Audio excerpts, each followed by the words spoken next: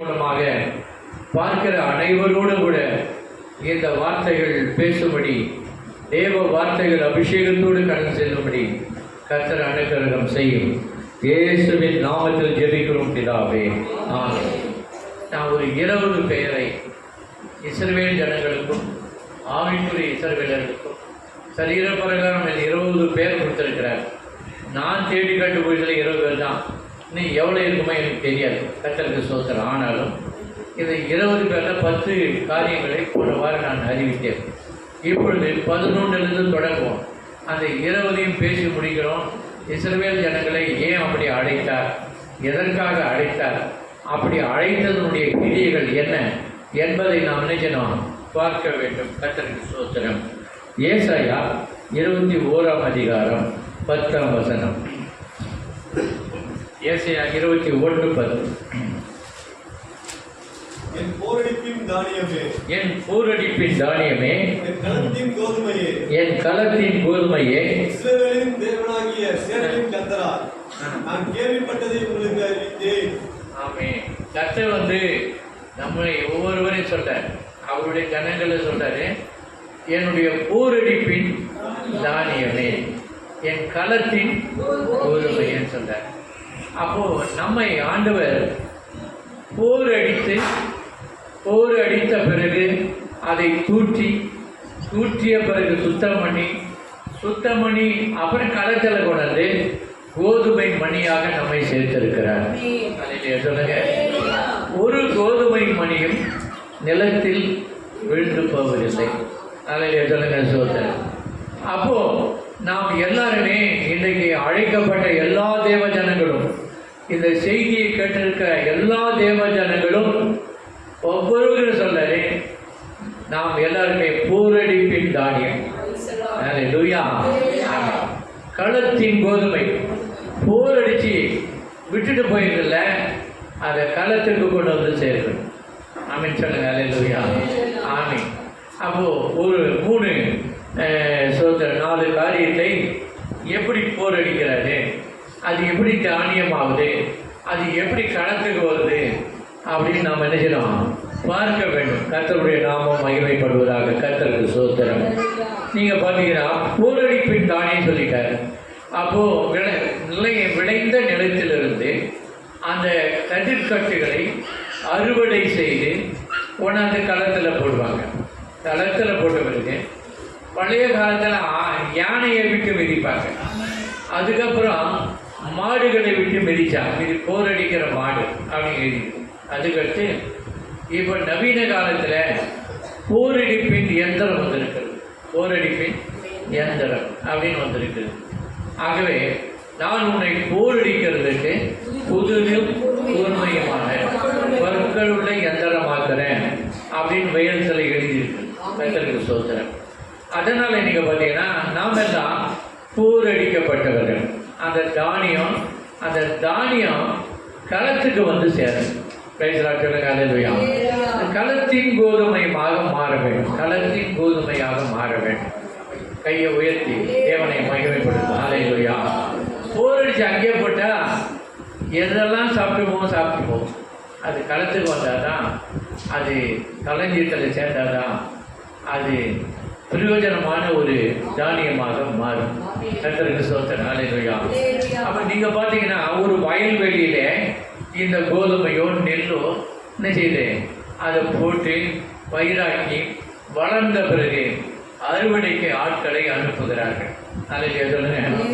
அறுவடைக்கு ஆட்களை அனுப்பும் பொழுது அந்த அறுவடை செய்கிறவர்கள் என்ன செய்கிறார்கள், எல்லாவற்றையும் அறுக்கிறார்கள். நீங்கள் பார்த்தீங்கன்னா இயேசு சொன்ன போது மத்தேயு 13 சோத்திரம், அதில் தக்காளிக்கு பயிர்னு ஒன்று இருக்கும். கோதுமைக்கு பக்கத்தில், அந்த வளர்கிற கோதுமைக்கு பக்கத்துலேயே அது போல கோதுமை போலவே வளர்ந்த ஒரு பொய்யான ஒரு கோதுமை கதிர் வளர்ந்துருக்கு. அப்போது சொல்கிறாங்க எல்லாரும், நாங்கள் இந்த கதிரை, இந்த பொய்யான கோதுமை இதெல்லாம் இப்போ அறுத்து போடலாமா அப்படின்னு கேட்குறாங்க. அப்போ ஆண்டவர் சொல்கிறாரு, வேண்டாம், அது அறுப்பு மட்டும் இருக்கட்டும். நீங்கள் இப்போ அறுத்தீங்கன்னா சேர்த்தும் இலக்கை அறுத்துருவீங்க. அதை அறுக்கும் பொழுது நாம் எல்லாத்தையும் அறுத்து அதை கொண்டு வந்து களத்தில் வச்சு எதெல்லாம் தேவையா எதெல்லாம் தேவையில்லைன்னு நம்ம என்ன செய்வோம், பிரிச்சுருவோம் அப்படின்னு சொல்லிட்டாரு. அதில் தேவையானதெல்லாம் களத்தில் கொண்டு வந்து சேர்ப்போம், தேவையில்லாதெல்லாம் அக்கடியில் சுட்டெரிச்சிருவோம். இதுதான் ஆண்டவர் சொன்ன ஓமையினுடைய கருத்து. கர்த்தருக்கு ஸ்தோத்திரம். அல்லேலூயா சொல்லுங்க. ஆமென். கர்த்தருடைய நாமம் மகிமை. அது யாரு சொன்னா, தேவ பிள்ளைகள். உலகத்தில் 4-8 திசையிலிருந்தும் தேவதூதர்கள் கூட்டப்பட்டு உலகத்தில் ஒரு அறுவடை செய்வாங்க என்று ஆண்டவர் சோதரர் சொல்லி இருக்கிறார். கர்த்தருக்கு ஸ்தோத்திரம். இப்போ ஆண்டவரே சொல்லிட்டார், என் போரடிப்பின் தானியமே, நான் உன்னை போரடிச்சு தானியமா மாற்றிருக்கிறேன் அப்படின்னு சொல்றாரு. அல்லேலூயா. தானியமா மாற்றதில்ல, களத்துக்கு கொண்டு வந்து சேர்த்துட்டேன். Praise the lord. அல்லேலூயா. அப்போ முதலாவது நாம் இருக்கிற இடத்துல அந்த வயல்வெளியில அந்த வயல்வெளியை விட்டு நாம் வேறு பிரிக்கப்பட வேண்டும். கர்த்தருக்கு ஸ்தோத்திரம். அல்லேலூயா சொல்லுங்க. அறுக்கும் போது எல்லாத்துக்கும் வலிக்கும் தான். கர்த்தருக்கு ஸ்தோத்திரம். ஆமென். அந்த அறுவடை செய்கிற நெல்கள் அறுவடை செய்யும் போது எல்லாத்துக்கும் வலிக்கும், கண்டிப்பாக வலிக்கும். ஏன்னா அறுக்காத அப்படின்னு சொல்லணும். ஆனால் ஆண்டவர் அதை விடுறது கிடையாது. அதில் சொல்லுங்க ஸ்தோத்திரம். ஆமென். நீங்கள்லாம் அறுவடை செய்யப்பட்டவர்கள், வயலிலே அறுவடை செய்து உங்களை வெளியே கொண்டு வந்திருக்கிறார். கர்த்தருக்கு ஸ்தோத்திரம். அதிலே சொல்லுங்க. ஒவ்வொருத்தரும் ஒரு ஊர், ஒவ்வொருத்தருக்கும் ஒரே ஊர்லேருந்து உங்களால் அறுக்கலை. ஒவ்வொருத்தரும் ஒரு ஊர். அதிலையா ஒவ்வொரு ஊரில் இருந்தும் ஒரு அந்த வயலிலே விளைந்திருக்கிற வயலிலே நீங்கள் அந்த அந்த வயல்வெளியை விட்டு வேறு பிரிக்கப்பட்டீர்கள். சோத்திரம். அல்லேலூயா சொல்லுங்க. சோத்திரம். அதுக்காக என்ன வசனம் சொல்லுகிறது? சோத்திரம். அப்போஸ்தலர் 2ஆம் அதிகாரத்தில் இந்த போனலும் மாறுபாடுமான சந்ததியில நீங்கள் என்ன செய்யுங்க? ஆமாம், மாறுபாடு உள்ள சந்ததியை விட்டு விலகி உங்களை ரட்சித்துக் கொள்ளுங்கள் என்று எழுதியிருக்கு. வாசிங்க. அப்போஸ்தலர் 2ல் சோத்திரம். நீங்கள் பார்த்தீங்கன்னா பேதுரு பேசும்போது சொல்றாரு, மாறுபாடு உள்ள சந்ததியை விட்டு விலகி. வாசிங்க. இன்னும் அநேக வார்த்தைகளால் சாட்சி கூறி மாறுபாடு உள்ள இந்த சந்ததியை விட்டு விலகி உங்களை ரட்சித்துக் கொள்ளுங்கள். நம்மளை ஆண்டவர் என்ன கவனிங்க, நம்மளை வேறு பிரிச்சில நிலத்திலே இருந்தால் நம்ம என்ன செய்வோம்? அந்த நிலத்திலே இருந்துச்சுன்னா மழை வரும், காற்று வரும், புயல் வரும், நிச்சயம் எல்லாம் நெல்கற்கள் சாய்ந்து போயிடும். சாய்ந்து போய் அது நிலத்திலே விழுந்துடும், யாருக்குமே பிரயோஜனப்படாது. அல்லேலூயா. நீங்கள் பார்த்தீங்கன்னா அந்த விளை நிலத்தை விளைத்தவன் சோதனம் பொழுது பயிரிடுகிறவன் பலனில் முந்தி பங்கடைய வேண்டும். யார் பயிரிடானோ பலனில் முந்தி பங்கடையும். அதனால் வயல்வெளியிலிருந்து நம்மை அறுத்து கொண்டு வந்தார். இப்போ நான் சொன்னதை கவனிச்சிங்க. நீங்கள் நானும் வேறு பிரிக்கப்பட்டவர்கள், வயல் நிலத்தை விட்டு வேறு பிரிக்கப்பட்டவர்கள். அதிலே சொல்லுங்கள். சொல்லுங்கள். ஆண்டவர் யாக்கோபு ஏசாயா 41 சொல்றாரு, என் தாசனாகிய யாக்கோபே, ஆபிரகாமின் சந்ததியே, பூமி கடையாந்திரத்திலிருந்து நான் உன்னை தூக்கி எடுத்து அங்கே இருந்து நான் உன்னை வேறு பிரித்து கொண்டு வந்தேன் அப்படின்னு சொல்ற. 41 பாருங்க. 9 தாசனாகிய இஸ்ரவேலே, நான் தெரிந்து கொண்ட யாக்கோபே, என் சிநேகிதனான ஆபிரகாமின் சந்ததியே, நான் பூமியின் கடையாந்திரங்களில் இருந்து உன்னை எடுத்து அதன் எல்லைகளிலிருந்து அழைத்து வந்து, நீ என் தாசன், நான் உன்னை தெரிந்து கொண்டேன், நான் உன்னை வெறுத்து விடவில்லை என்று பார்த்தீங்களா? பூமியின் கடையாந்தரங்களிலிருந்து. அல்லேலூயா சொல்லுங்க. ஆமென்.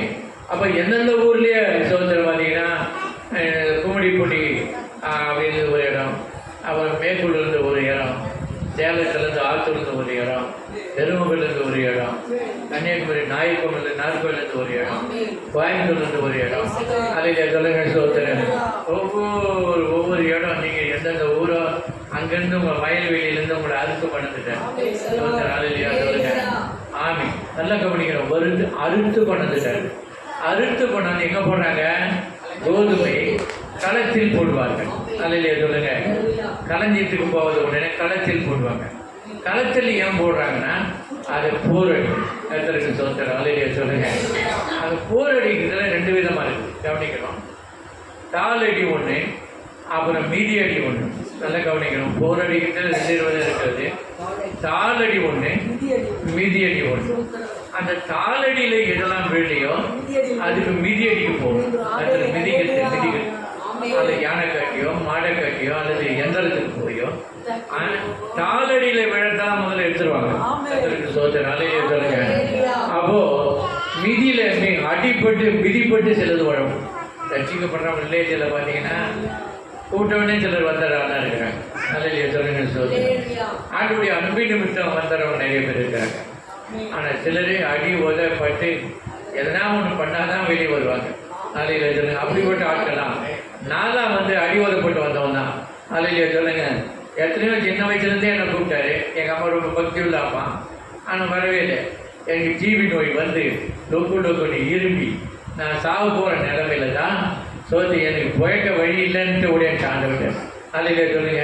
இயேசுகிட்ட போனால் தான் சுகம் கிடைக்கும் அப்படின்ற நிலைமையில நானா வந்துட்டேன். மிதிப்பட்ட நெல்லு நான். கர்த்தருக்கு மிதிப்பட்ட போது அப்படிதான் ரட்சிக்கப்பட்டேன். ஆனால் முன்னாடியே வந்திருக்கணும். ஆனால் நான் காலம் தாழ்த்தி விட்டேன். கர்த்தருக்கு ஸ்தோத்திரம். அல்லேலூயா சொல்லுங்க. அவன் 17 வயசுல ஆண்டவருடைய பிள்ளையா வந்துட்டான். கர்த்தருக்கு ஸ்தோத்திரம். அல்லேலூயா சொல்லுங்க. ஆகவே அந்த போரடிப்பின் தானியமே சொல்லிட்டாரு. அவன் கண்டிப்பா போரடிப்பார். நம்ம ஒவ்வொருவரையும் கண்டிப்பா போரடிப்பார். எது வரைக்கும் போரடிப்பார்னா நெல்லு மணியா ஆகிற வரைக்கும் போரடிப்பார். அல்லேலூயா. அந்த நெல் கதிரிலிருந்து அந்த மணி விழுகிற வரைக்கும் போரடிப்பார். கர்த்தருக்கு ஸ்தோத்திரம். அல்லேலூயா சொல்லுங்க. உங்களுக்கு கஷ்டமாதான் இன்னைக்கு நீங்க பார்த்தீங்கன்னா தேவ பிள்ளைகள் ஒரு வேறு பிரிக்கப்பட்ட ஒரு ஜீவியம் வாழ வேண்டும். கர்த்தருக்கு ஸ்தோத்திரம். அல்லேலூயா சொல்லுங்க. நம்ம ரட்சிக்கப்படுறது முன்னால நிறைய சிநேகிதர்கள் நமக்கு உண்டு. அல்லேலூயா சொல்லுங்க. ரட்சிக்கப்படுறது முன்னால நிறைய நண்பர்கள் நண்பிகள் ஏராளமாய் உண்டு. அல்லேலூயா சொல்லுங்க. ஸ்தோத்திரம். நீங்கள் ரட்சிக்கப்பட்டிருந்தாலும் அந்த நண்பர்கள் நண்பிகள் மறுபடியும் உங்களை சந்திக்க வருவாங்க. அல்லேலூயா சொல்லுங்க. சந்திக்க வரலாம். ஒரு பார்த்துட்டு போகலாம். அது ஒன்றும் தப்பு. ஆனால் அவர்கள் அவர்களைப் போல உங்களை மாற்றிவிடக்கூடாது. கர்த்தருக்கு ஸ்தோத்திரம். அல்லேலூயா சொல்லுங்க. கர்த்தருக்கு மகிமை. அல்லேலூயா சொல்லுங்க. யோபு கூட 4 நண்பர்கள் இருந்தாங்க. 7 நாள் உட்காந்து அவன்கிட்ட பேசிட்டாங்க. அவங்க எவனும் நல்லது சொன்ன மாதிரி கிடையாது. 7 நாள் தான் சும்மா இருந்தான். அதுக்கப்புறம் அவனுதான் அவன் விவகாரத்தை எடுத்து விட்டானுங்க. அவனுக்கு வேதனை மேல வேதனை தான். இந்த நண்பர்கள் பரியாசம் பண்றாங்க அப்படின்லாம் சொல்றான். கர்த்தருக்கு ஸ்தோத்திரம். அல்லேலூயா. இப்ப பாத்தீங்கன்னா தேவனுடைய பிள்ளைகளே, நண்பர்கள், பழைய காலத்து நண்பர்கள், சிநேகிதிகள் இவங்கெல்லாம் மறுபடியும் நம்மோடு கூட நல்ல ஒரு தொடர்பு வைத்துக் கொண்டு நம்மிலே அவர்கள் செய்கிற பாவங்களை நமக்குள்ள கொண்டு வரும்படி விரும்புவார்கள். யாக்கோபு 4ஆம் அதிகாரத்தில் அவர் சொல்லிட்டார். அல்லேலூயா சொல்லுங்க. அது படிக்கும்போது எனக்கே கொஞ்சம் பயமாக இருக்குது. என்னன்னா ஒன்றுமே விபச்சாரிகளேன்னு சொல்கிறார். அதில் பண்ணிங்க அதை சொல்லுங்கள். பாருங்களா, அவரே சொல்றாருங்க. விபச்சாரிகளே, உலக சிநேகம் தேவனுக்கு விரோதமான பகை என்று அறியுங்களா? ஆகையால் உலகத்துக்கு சிநேகிதனா இருக்கிறவன் தேவனுக்கு பகையனா இருக்கிறான். உலகத்துக்கு சிநேகிதனா இருக்கிறவன் தேவனுக்கு பிரியமா இருக்க மாட்டான். அப்ப யார் சொல்றன்னா உலக சிநேகம் விபச்சார பாவமே செய்யல, வேசித்தாரம் பண்ணாட உலக சிநேகமே எப்படி சொல்றாரு? விபச்சாரம் வேசித்தாரன்னு சொல்றாரு. அப்போ நம்ம உலக சிநேகத்தை நாம் நிச்சயமாக தவிர்க்க வேண்டும். ஏன்னா அவங்கள கூட நம்மளை மாற்றிடுவாங்க. நமக்கு என்ன வேலை கொடுத்துருக்காருன்னா நம்மளெல்லாம் அவங்களெல்லாம் நாம் ஆண்டவர்கிட்ட கொண்டாடணும்னு நமக்கு நெஞ்சல் கிடையாது, கொடுத்துருக்கிறார். அப்படி ஏசு என்ன சொல்றாரு? யோவான் 17 நான் உங்களுடைய வார்த்தைகளை அவர்களுக்கு கொடுத்தேன். அதில் சொல்லுங்க, அவர்கள் இனி என்னுடையவர்கள் சொல்றாரு. பிரைஸ்லாம் சொல்லுங்க. அல்லேலூயா. உலகம் அவர்களை பகைத்ததுன்னு சொல்றாரு. நீங்க பார்த்தீங்கன்னா நம்முடைய பழைய நண்பர்கள், சகோதர சகோதரிகள், சிநேகிதர்கள், நான் ரட்சிக்கப்பட்டேன், நான் மணந்திருப்பேன், இப்போ நான் சினிமாவுக்கு வர மாட்டேன், பீடி பிடிக்க மாட்டேன், சிகரெட் பிடிக்க மாட்டேன், வெத்தலை வாக்கு போட மாட்டேன், அல்லது சொல்லுங்க டிவி பார்க்க மாட்டேன், அல்லது நீ செய்யற தப்பு செய்ய மாட்டேங்க சொன்னீங்கன்னா என்ன பண்ணுவாங்க தெரியுமா? பரியாசம் பண்ணுவாங்க, உங்களை வெறுக்க ஆரம்பிப்பாங்க. அல்லது சொல்லுங்க சொல்றேன், உங்களுடைய வார்த்தைகளை நான் அவர்களுக்கு கொடுத்ததினால் உலகம் அவர்களை பகைத்து அவரை வேறு பிரித்தேன். அப்போ கர்த்தர் அவருடைய வார்த்தையை கொண்டு நம்மளை வேறு பிரித்திருக்கிறார். சொல்லுங்க. வேறு பிரித்தது நோக்கம் என்ன?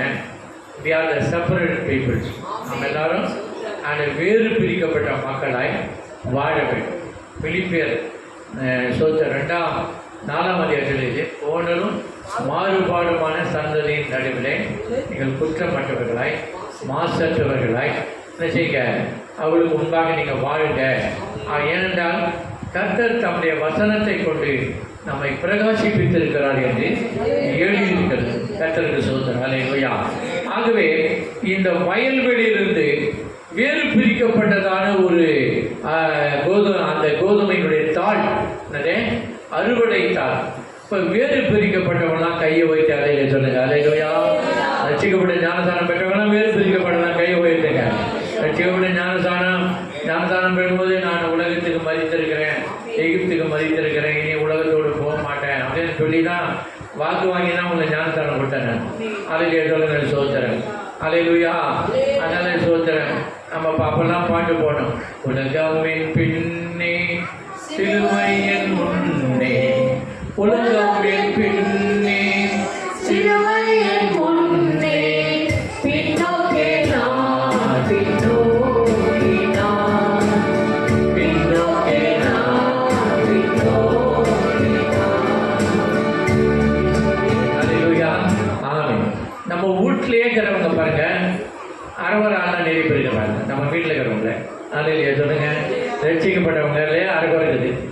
இந்த ரட்சிக்கப்படாத மூச்சே வேகாமல் இருக்குது. நிறைய கால் பாகம் வந்து முக்கால் பாகம் வேகாதெல்லாம் இருக்குது. அல்லேலூயா சொல்லுங்க. நம்ம வீட்டிலே இருக்குது குடும்பத்துக்கு. இவங்க பேச்செல்லாம் கழிச்சுனா பின்வாங்கிட்டு கர்த்தருக்கு ஸ்தோத்திரம். அல்லேலூயா சொல்லுங்க. எப்படி நீங்கள் என்ன கேட்கலாம் அப்படின்னா, நான் சாமியாரா வாழணுமா அப்படின்னு கேட்டீங்கன்னா சாமியாராக தான் போக வேணாம். அல்லேலூயா சொல்லுங்க ஸ்தோத்திரம். மனைவி பிள்ளைகளோடு குடும்பங்களோடு ஒரு தேவ வார்த்தையின்படி வாழ நம்ம கற்றுக்கொள்ளணும். கர்த்தருக்கு ஸ்தோத்திரம். அல்லேலூயா சொல்லுங்க. அழிவுள்ள வித்தினால அல்ல, ஸ்தோத்திரம், அழியாததும் மாசற்றதுமான ஜீவன் உள்ளதுமான அழிவில்லாத வித்தினாலே மறுபடியும் பிறந்தீர்கள் என்று கர்த்தருடைய வார்த்தை சொல்லுது. அப்போ அழிவில்லாத வித்தை நமக்குள்ள இருக்குது. ஸ்தோத்திரம். அல்லேலூயா சொல்லுங்க. பரலோகத்தில் அனுப்பப்பட்டதான இயேசுவின் ரத்தம் நம்ம கூட இருக்கிறது. அவருடைய ஆவியானவர் பரலோகத்தில் வந்தவர் நம்ம கூட இருக்கிறார். அப்போ நம்ம உலகத்துலாம் பரலோகத்துக்குரியது. அதனால நம்ம நினைச்சோம், நாம் இந்த உலகத்துக்குரியவர்கள் அல்ல. நம்முடைய சோதனை, நம்முடைய சுதந்திரம் அல்லது நம்முடைய குடியிருப்பு பரலோகத்தில் இருக்கிறது. அங்கேருந்து நம்முடைய ரட்சகராகிய இயேசு என்னும் ரட்சகர் வர எதிர்பார்த்து கொண்டிருக்கிறோம். ஆக தேவ பிள்ளைகளே, முதலாவது நாம் வேறு பிரிக்கப்பட்ட போரடிப்பின் தானியம் சொல்லிட்டாரு. அது அறுத்து கொண்டு நினைச்சுவாங்க, கட்டுக்கட்டா கட்டி கொண்டு நினைச்சுவாங்க, காலத்தில் போடுவாங்க. போர் அடிக்கிறது 2 விதமாக சொல்லிட்டேன். தாலியடி ஒன்று, மீதியடி ஒன்று. அதில் நீங்கள் எப்படி ரட்சிக்கப்பட்டீங்களா எனக்கு தெரியாது. தாலியில் ரட்சிக்கப்பட்டீங்களா, மீதியடியில் ரட்சிக்கப்பட்டீங்களா தெரியாது. ஆனால் எப்படி ரட்சிக்கப்பட்டீங்க அதற்காக கர்த்தரை நான் சோதரிக்கிறேன். அதில் சொல்லுங்கள் சோதனை. ஆகவே ரட்சிப்பு எந்த வழியாக வரும்? ஆனால் ரட்சிப்பு யோதர் வழியாக தான் வந்தது. கர்த்தருக்கு சோதனை. அதில் சொல்லுங்க. ரட்சிப்பை நாம் பெற்றுக்கொண்டோம். ரட்சிப்பு என்றால் என்ன அப்படின்னா, ரட்சிப்புனா ரட்சிக்கப்பட்டியான்னு கேட்டால் என்ன அர்த்தம்? அதுன்னா 2ஆம் மரணமாகிய அக்கினி கடலுக்கு நாம் போகாதபடி நம்மை ஆண்டவர் வேதி பிரித்து அவருடைய மந்தைகளை சேர்த்து அவருடைய ராஜ்யத்துக்கு போகும்படி நம்மை ஆயத்தப்படுத்தியிருக்கிறார். அதான் ரட்சிப்பு. அதில் சொல்லுங்க சோதரம். அதான் மீட்பு. அதில் சொல்லுங்க சோதரம். ஆகவே அந்த ரட்சிப்பு ஏன்னா 2ஆம் மரணமாகி அக்கினி கடலுக்கு நாம் போகக்கூடாது. அதுதான் முக்கியம். அந்த ரட்சிப்பை விட்டுட்டோம்னா, ரட்சிப்பின் பாத்திரத்தை இழந்து போயிட்டோம்னா, ரட்சிப்பினுடைய வஸ்திரம் கரைப்பட்டு போச்சுன்னா அந்த அந்த ரட்சிப்பே நம்மளை விட்டு வெளியே போயிடும். அதில் சொல்லுங்க சோதரன். ஒருத்தன் எருசலேமிலிருந்து எரிகோவுக்கு வந்தான். அவன் கல்லர் கையில் ஆகப்பட்டான். அந்த கல்லர்கள் என்ன பண்ணாங்க அப்படின்னு நீங்கள் பார்த்தீங்கன்னா, முதல்ல கல்லர்கள் வந்தால், திருட வந்தால் என்னென்ன ஆபரணம் போட்டுருக்கிறான், என்ன நகை போட்டுருக்கிறான், இதை தான் பிடிக்கும் போவான். அவன் பையில பைத்தியம் போயிடுவான். ஆனால் அந்த திருட என்ன பண்ணான், அவன் வத்திரத்தை உரித்து கொண்டு அவனை குற்றையும் கொள்ளையும் விட்டு போயிட்டான். அப்போ விஷயம் எங்கே இருக்குது பாருங்க. உன்னுடைய ரட்சிப்பின் வத்திரத்தை திருடுவது தான் திருடன் திருடவும் கொல்லவும் அழிக்கவும் வருகிறான். ஆனும் என்னது அவைகளுக்கு ஜீவன் அளிக்கவும் அது பரிபூர்ணப்படவும் அந்த சொல்றேன். அதை சொல்லுங்க சொல். அதனால எனக்கு அருமையானவர்களே, நான் சொல்ற இந்த செய்தி எல்லாருக்கும் போகிறதுனால நான் சொல்கிறேன். ரொம்ப ஸ்பீடாக பேச முடியாது. அதனால் எல்லாருக்கும் போகும் அந்த செய்தி. அதனால் எல்லாரும் கேட்கணும். அதனால் சொல்ற நீங்கள் புரிந்து கொள்ளுங்க. ஆனால் ஆவியில நிரம்பி தான் பண்ணுறேன் நான் இப்போ.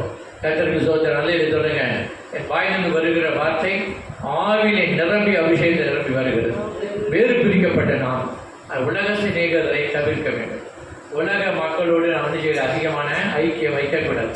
பேசாமலாம் என்னுடைய பேசலாம், அவங்களோட ஐக்கியம் வைத்து அவங்களோடு படுத்து அவங்களோடு வணங்கி அவங்கள நம்முடைய தோழமை ஆக்கி அல்லது அவங்களுக்கு பார்ட்னர்ஷிப் கொடுத்து இப்படிலாம் பண்ணிங்கன்னா வச்சுக்க சீக்கிரமாக பின்வாங்கி போயிடுவீங்க.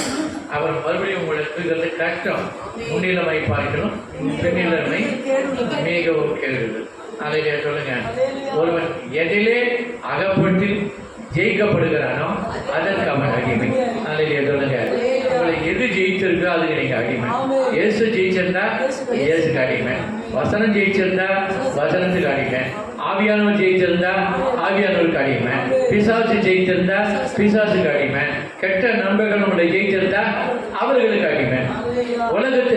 உலகம் உங்களை ஜெயித்திருந்தால் உலகத்தை நீங்கள் அடிமைகள். அதையிலே சொல்லுங்க சோதனை.